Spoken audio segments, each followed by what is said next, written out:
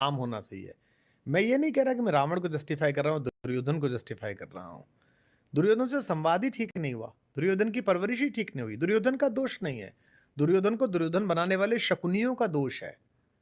मेरे साथ जो लोग दुर्योधन हुए उनका दोष नहीं था, वो दुर्योधन नहीं थे। जी। उनके साथ जो शकुनी थे, जिनमें से कुछ आपके पेशे से थे, हुँ।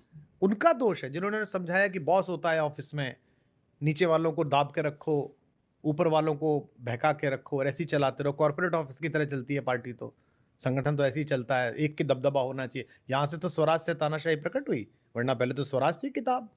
तो दुर्योधन और बुरा नहीं है जो आप कह रहे हैं।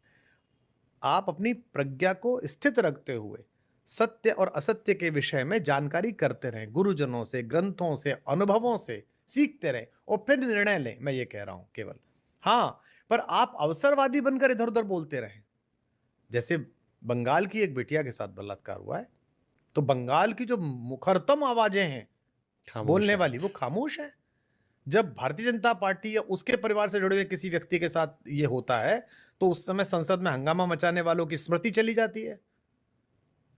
जब समाजवादी पार्टी के किसी व्यक्ति का होता है, तो अपने नाम में पति का नाम ना आ जाए कहने वाली जो विजयी आवाज हैं, वो खामोश हो जाती हैं। तो इसका मतलब वो कौन स्त्रियां हैं? वो पार्टी की स्त्रियां हैं। वो स्त्रियों की स्त्रियां नहीं है। वो स्त्री का दर्द नहीं समझती। वो नेता का दर्द समझती हैं, पार्टी का दर्द समझती हैं, वोट समझती हैं। तो मैं ये कह रहा हूं कि ये जो कुटिलता है, जैसे हमें लेके भी बहुत कंफ्यूज लोग रहते हैं। क्या आप प्रधानमंत्री की तारीफ कर देते हो कि दिवाली पे वहां गए, वो सीमा पर गए, और हाथरस पे आप चिल्लाने पड़ते हो, पूरा वो निकाल देते हो, वीडियो निकाल देते हो। चूड़ी वालों को पीट देते हैं कुछ लोग वहाँ, तो आप मुख्यमंत्री को टैग कर देते हो। इधर के किधर के किधर के भाई, क्यों किधर के? सत्य जिधर का उधर के हैं। सो इसलिए मेरा, मैं ये नहीं कह रहा दुर्योधन जस्टिफाई है। दुर्योधन के अपराधी तो शकुनी है, दुर्योधन का अपराधी तो धृतराष्ट्र है, दुर्योधन के अपराधी तो अपनी प्रतिज्ञा से बंधे हुए भीष्म पितामह हैं, जो इतने महान होने के बाद कि कृष्ण उन्हें आदर देते हैं, उन्हें अपने जीवित रहते ही वंश का नाश देखना पड़ा और शरशैया पर लेटना पड़ा।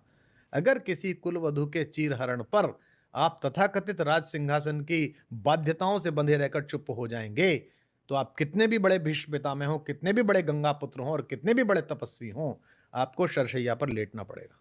हालाँकि बात तो तिहाड़ जाना या जेल जाना कोई खराब बात नहीं है। नेल्सन मंडेला भी जेल गए, बापू भी जेल गए, नेहरू जी तो 9 साल से ज़्यादा समय जेल में रहे। सुबह-सुबह आजकल गलियर लोग मिलते हैं ना, नेहरू को गाली देते हैं सुबह-सुबह। उनको पता नहीं है कि 9 व साल कुछ महीने नेहरू जी जेल में रहे। अगर आप वीर सावरकर जी की काल कोठरी देख के आए, मैं देख के आया हूँ, 2 बार मैं उसके अंदर बैठ के आया हूँ, वहाँ प्रार्थना करके आया हूँ, मैंने स्पंदन अनुभव किया है। तो कैसे उस पूरे नरनाहन ने और उसके पूरे परिवार ने, चापेकर बंधुओं ने